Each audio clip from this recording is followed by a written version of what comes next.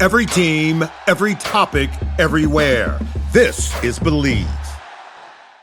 This is Sunbelt Commissioner Keith Gill, and I listen to the Funbelt Podcast. This is the Funbelt Podcast, part of the Believe Network. Hosts to Dusty Thibodeau of Warhawk Report, Jeremy Harper of Howlraiser, and Shane Metlin of the Daily News Record. I think it's potentially a very good week for the Sunbelts. But I'm just kind of going off on a random rant. It's just frustrating. It's Guys, deep in the heart of Dixie, It is time for the Sunbelt Conference Baseball Tournament at Riverwalk Stadium in Montgomery, Alabama. Me and Shane will be sitting at home watching Arkansas State. Really? No, I will not be watching Arkansas State. Oh, I thought you were going to be adopted A-State as your and one. Oh, man. We probably should, since you picked a team for softball. We should probably do the same for baseball. Yeah, come on.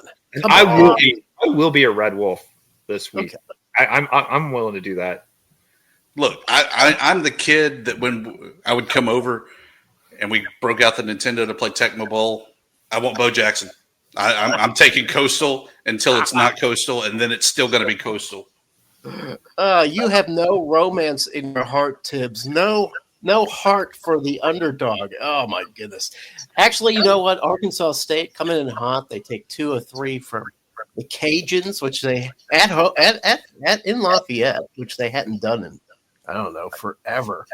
So, I came into the season, boys. I came into the season uninterested in baseball, expecting to remain uninterested.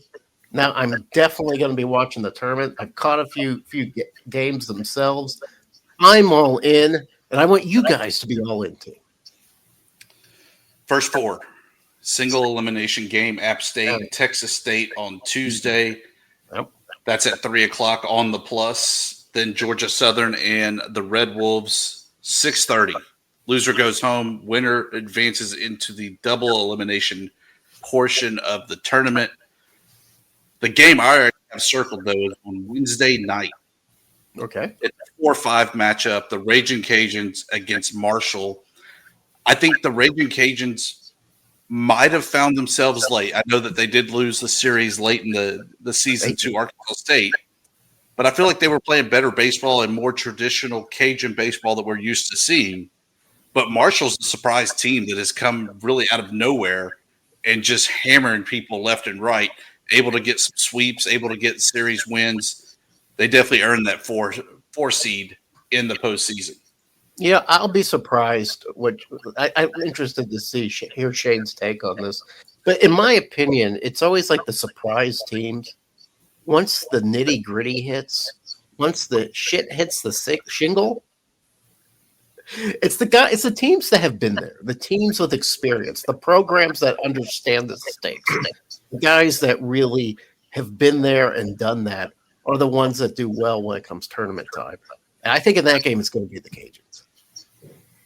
Yeah, I agree. And it's especially because baseball, it differs from softball, which we said was going to be a crazy tournament, and it wound up being one. With 7 and 9 seeds in the championship game. But you ride one pitcher in softball. You can't do it in baseball. That's why the best teams are going to win in advance. And, maybe in that single elimination round we see something crazy, but you can't really go wrong picking the top seeds in a college baseball tournament. And Tibbs, who are the top seeds? Name them off. The top seed is Coastal Carolina is number 1. Right. Followed by Southern Miss number 2. Troy 3. Marshall 4. Cajuns 5. 6 is Old Dominion. 7. Texas State. 8. Arkansas State. 9. Georgia Southern. 10. App State. And then there's 4 teams sitting at home. And those teams are? What would those teams be? That'll be Northeast Louisiana University, South Alabama, Jimmy Mads, and who am I missing? I think Georgia State. Oh, yeah, Georgia Georgia State. State. Yeah. All right. Let me ask you this: Georgia State raked all year. I mean, they blasted a lot of home runs, hit the ball really well. Was that kind of a surprise to see them now, not even in the tournament? They're boom or bust. They were either getting the chicks to dig the long ball, or they were sitting back on the bench having struck out. So Coastal, the obvious best team right now. I think they got that 11 RPI. They're looking to host a, what do you call it? Host a regional? Is it hosting a regional? Yes. Okay. You really haven't paid attention to baseball. No, it breaks my heart every year. But now I'm all excited. I want to learn. I'm coming back. I'm back, baby. But Coastal, they've got the great pitcher. Was his name Morrison? Did I get that right? Jim Morrison, yeah, of the Doors, great player. Not Jim Morrison of the Doors. Who's the Miller? Miller, that's right. I think Miller he time. I think he has the second best ERA in all of college baseball. I mean, that's pretty good. So you ride that team. But you know what? I saw Troy and Southern Miss battling out at the end of the year.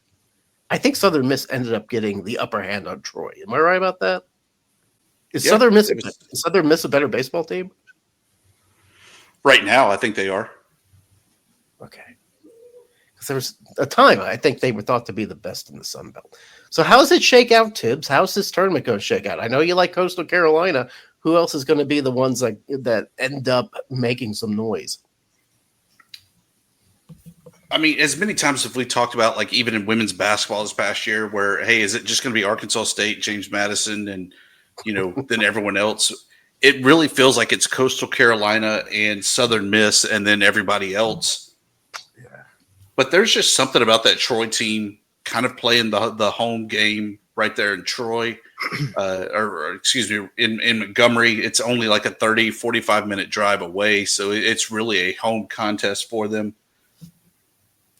I like Troy on that side of the bracket to kind of be the sleeper. And I don't think that we knew that Marshall was going to be as good as they were or in the position they are at a 4th seed. I like them as kind of the dark horse on the other side of the bracket.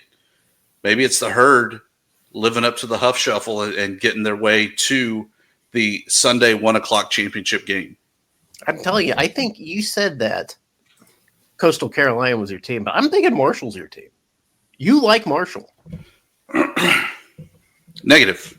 I like Till. All right. So, Shane, Troy sits there with a 44, 43 RPI, right? Does that get them into the tournament if they don't win the Sun Belt tournament?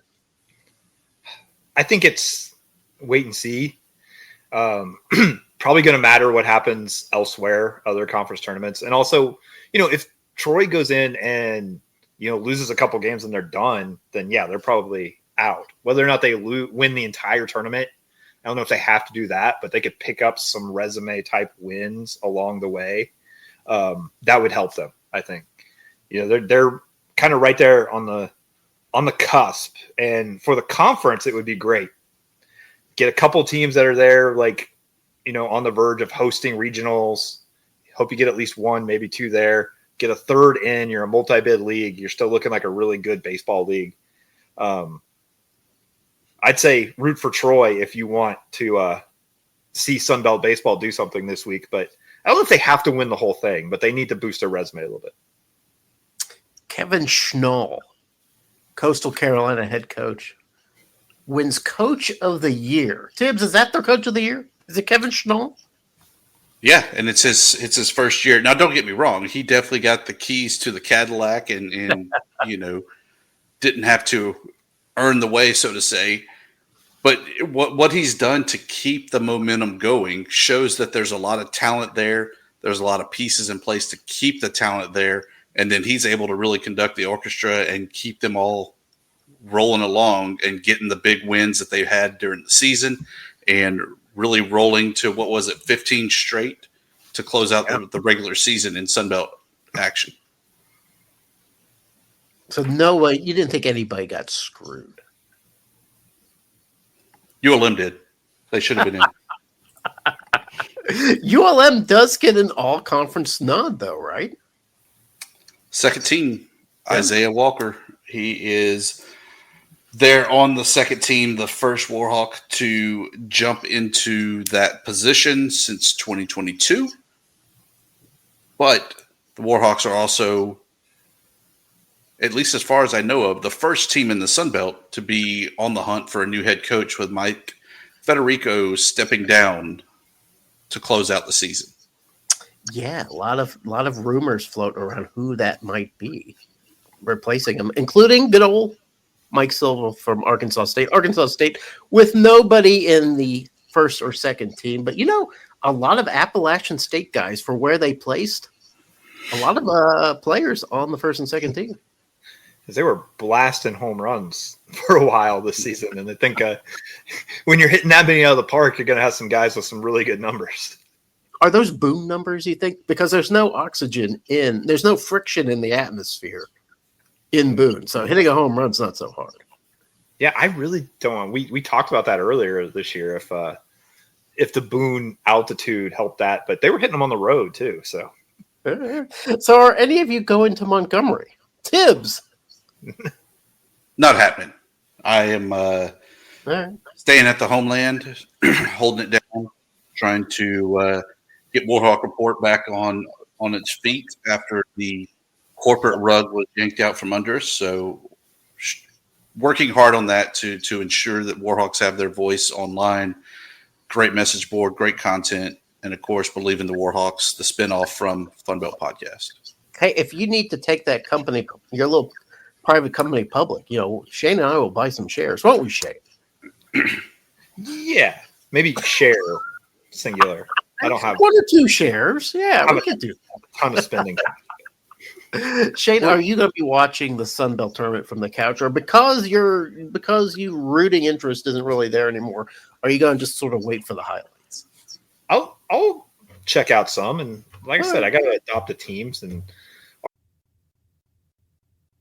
Arkansas State seems as good as any. All right, let me tell you what, Shane. If Arkansas State wins the tournament, I will buy you an Arkansas State baseball hat, and I will want you to wear it on the show one day. Okay.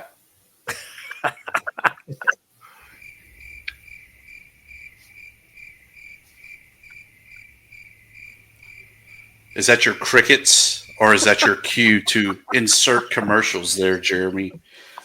If we had commercials, sure, yeah, we could. Yeah, that might be the time. We have some commercials, don't we? Yeah, we got always. So we always talk football because that is what really makes the world go round.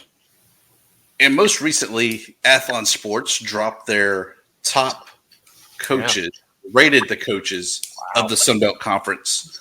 Texas State's G.J. Kinney was the top dog of the league, coming in at number 1. Number 2 was Bob Chesney. 3, the Huff Shuffle himself. 4 was Butch Jones. Clay Helton, Major Applewhite, Mike D from the Raging Cajuns, our favorite Ricky Ronnie, Brian Vincent, Tim Beck, Dale McGee, Gerard Parker, Tony Gibson, and Dow Logans of App State. I agree that the bottom 2 are the new kids on the block, right? So you can't really put them any higher than the last place. Absolutely. But what are your thoughts there, Jeremy, on the rest of the list? Well, when the news broke, this is the kind of news that breaks when it's this time of year, right? But with G.J. Kinney making the number 1, and my first thought on that was Kinney is good. Listen, he is building something pretty good out there at Texas State, right? He's been in the conference for a couple of years, already has the Bobcats, like sometimes spoken in that NY6 conversation last year. This year, they're still expected to do well. There's a lot of energy in San Marcos. But my problem with that is it does a service to Kinney himself. When you start putting all this weight of expectations on this guy, let's face it, the expectations were high last year for Texas State. And Texas State did not rise to that challenge. And I think Texas State chance would admit to that. Yeah. We had our chance. We had our moments. And they didn't close escrow. And you can blame players or fans or administration, but you got to blame the coaches for that too. And to just say, well, Kenny's the best coach in the Sun Belt, and just sort of discount some of the coaches. No, there isn't a big breadth of data in the Sun Belt. But you get good at coaching football in the Sun Belt, you end up going somewhere else. That's life. But there's a couple of coaches out there with more on the resume than Kenny has. So Kenny, as good as a football coach as he is, that I think he can be, I think you got to wait before he accomplishes something before you say he's the best in the Sun Belt. Shane Metlin, I desperately need your opinion on this. I had the same reaction as you, which we're talking about this because you, I think, retweeted what Texas State put out to brag about Kenny being number one on this list. And I had the same reaction as you, is like, they were disappointing last year. Like, yes, is he really the top coach in the conference? And then I clicked on the list. Yes. And I still don't necessarily agree, but you start going down the list and you're like, oh, wow. Sunbelt coaches on the whole have a lot to prove right now. We don't have a John Sumrall. We don't have a Kurt Signetti that are clearly top guys in the G5, like coaches on their way to riches somewhere else. Like, there's not really anybody like that clear cut right now. I would still probably put, I don't know, Charles Huff. He's coming off a conference championship. He exceeded expectations last year. I mean, we got judge him on the whole resume, and people were disappointed with him a year earlier. But like, I don't know, he'd probably be my number one right now over Kenny. But it was harder to come up with like, okay, this is the guy when you start going down the list. And I kind of like expected it to be.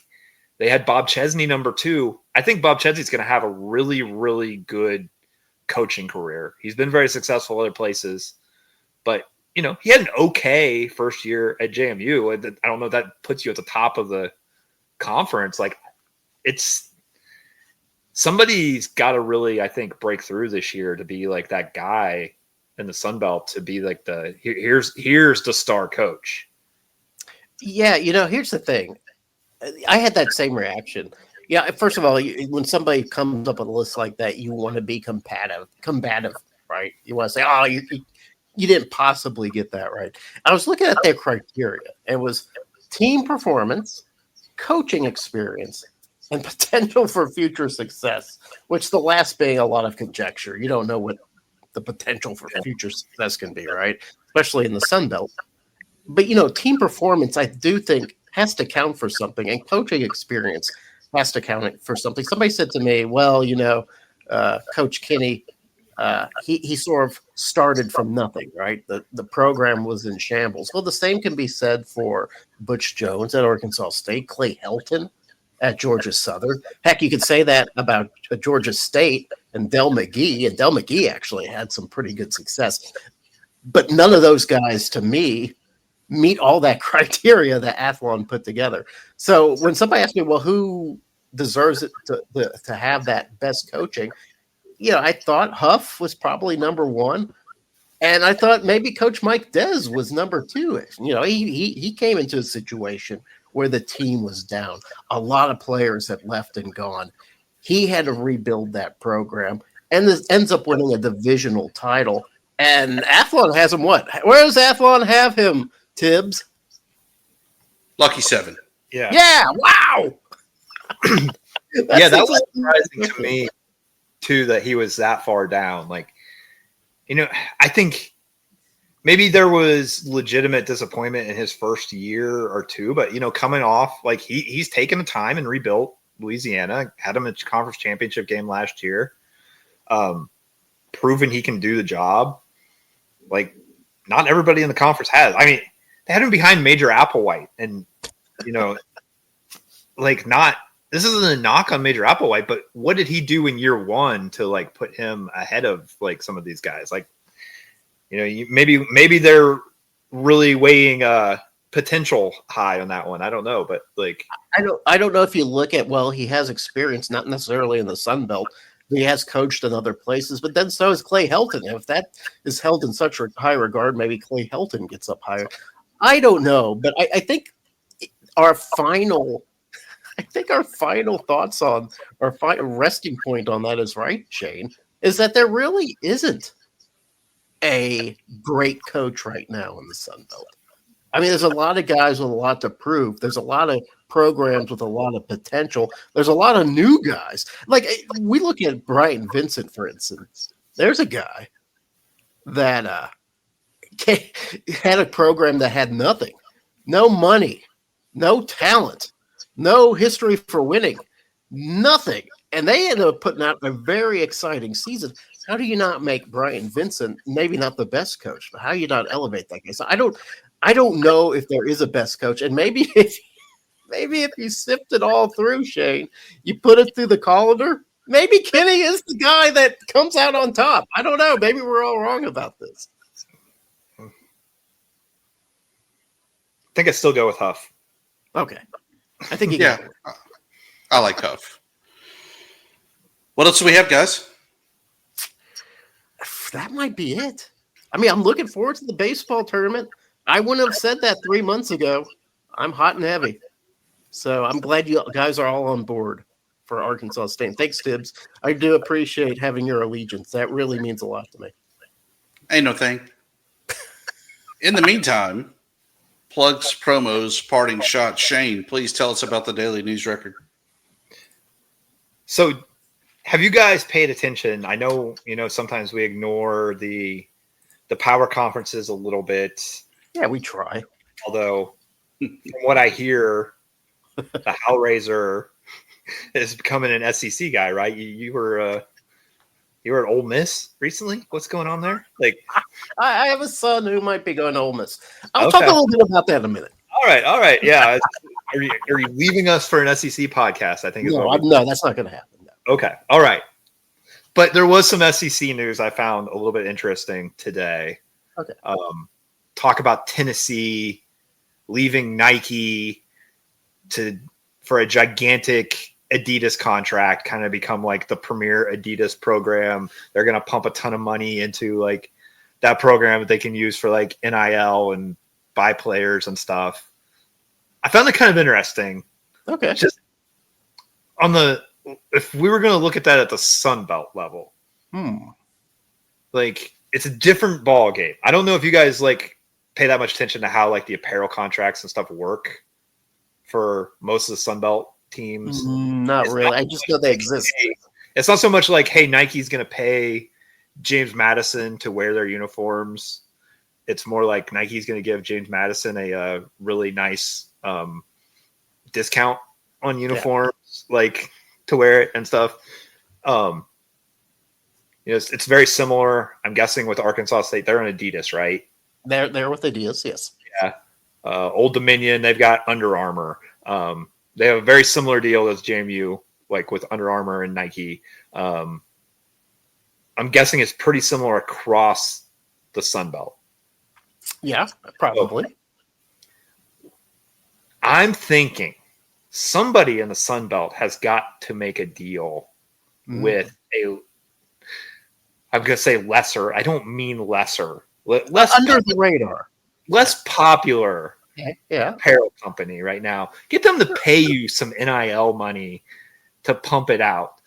So I'm just going to ask you guys, okay, if your team can't wear Nike, can't wear Adidas, because those are not going to do it. Probably not Under Armour either. Uh-huh. What brand would you want ULM or Arkansas State to make a deal with where they're going to say, hey, we'll give you $20 million. Tennessee's getting $200 million. We're going to give you $20 million over 5 years. That's going to give you an extra, $5 million a year, whatever, to pay your athletes. But you got to wear Converse or whatever. What brand would you go for? I got it. I got the perfect brand for Arkansas State. It's a brand that already has a lot of aura to it, but not in this arena. And that's Lululemon. I'm talking about pants, that make your ass look great. I'm talking about, shirts that are form-fitting and accentuate the positive, but also have performance fabrics.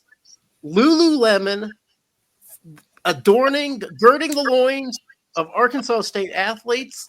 I am all for making that contract happen. I would help sign on the dotted line, whatever it took. Only if you hire Coach Schmedium, though. He would look great in Lululemon. Warhawks, we're kicking old school. We're going back to the arguably worst uniform in all of college football, the Real Tree Camo, baby, all the way across the board. We're doing camo every which way. That way you cannot tell how many people are in the stands. You can't see the players on the field. We're everywhere, but we're nowhere. All right, I've got the perfect brand for JMU. By the way, Roundtree, is that with no Real Tree? Perfect for ULM. What a great matchup that would be. For me, for JMU, it's got to be Vineyard Vines, right? Kind of preppy. Yeah. Kind of easy out. They're nowhere near as preppy as UVA over across the mountain, though. So I don't know. Yeah, Right. I'm talking about Sunbelt preppy. But yeah, I can see that. Do they make beats? I know that's the tough part. You might have to outsource that to some Chinese company. I don't know. It might be hard to get that at a cut rate with tariffs, but you got to do what you got to do, right? Yeah. For my plug, ULM has its 10th leader on the Bayou, Dr. Carrie Castile, hailing from the University of Louisiana at Lafayette, ULL, affectionately. Ooh. Yeah. She said the right things. Even in her acceptance speech today, says she's looking forward to working alongside the faculty, the staff, the community to provide the best educational experience and opportunities for our students. Go Warhawks. Could ULM finally have a president that lives up to the speech of athletics is our front porch? It's what everybody sees us for, regardless what we're doing in the classroom. Wow. How how we perform on the field is how we are perceived. Hopefully she's the one that can be the difference maker and get us to where we are actually the front porch of ULM. But only time will tell. July 1st is when she'll take the official reins of the program, and hopefully she will be able to get the Bayou right and finally able to beat Arkansas State.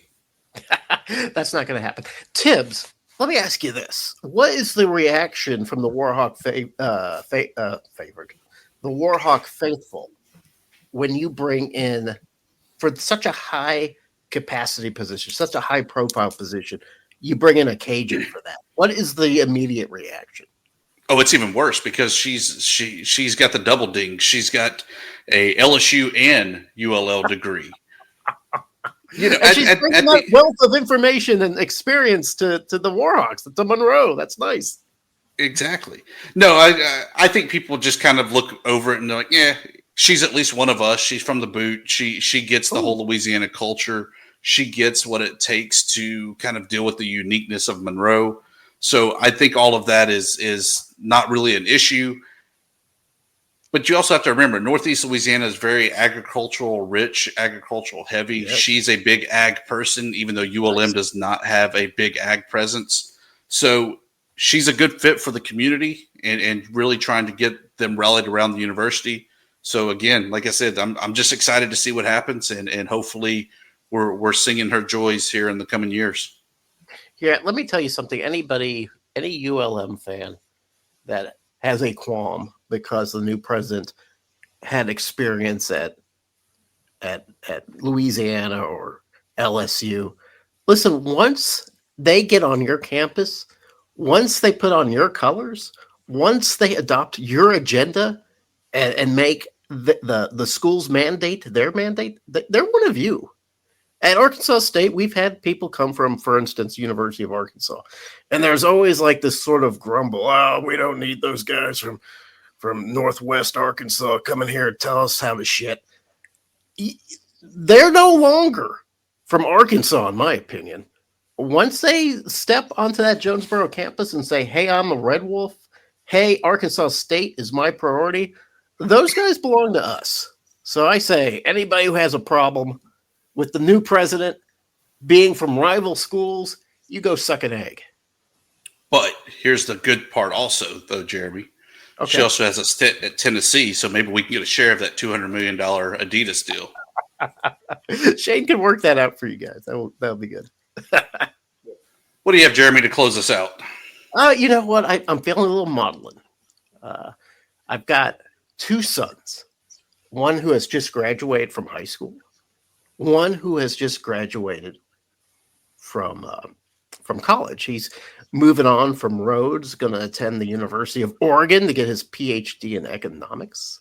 My youngest son graduated from Little Rock Catholic High and is moving on to his mother's alma mater, Ole Miss, which is something that's just going to be a little strange for me. Me being sort of this sort of anti-SEC, anti-Power 5 kind of person who has always been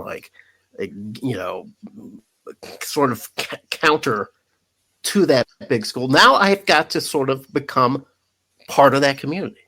So I don't know how I'm going to do that. I don't know how I'm going to react. My son's going to be going to football games. I'll have to go to some football games. He'll be going to basketball games. I might have to start having a rooting interest in, oh my God, the Rebels. Why? It's hard. I don't know. But just like, when your college president comes from a rival school, if your son goes to a school from a program, from a conference that maybe you don't fully appreciate, you've got to adopt, you've got to bend, you've got to say, okay, I will open myself. I will let go some of my irrational hatred and try to accept what is before me now. So I will need your strength, Shane Metlin. I will need your strength, Tibbs. Both of you are fathers. Both of you know what sacrifice means. I'm making the sacrifice. Go Rebels. I broke down and cried in the Louisiana Tech parking lot when we were there for an unofficial visit for basketball, Jeremy. I feel your pain. Oh my God, the worst pain of all.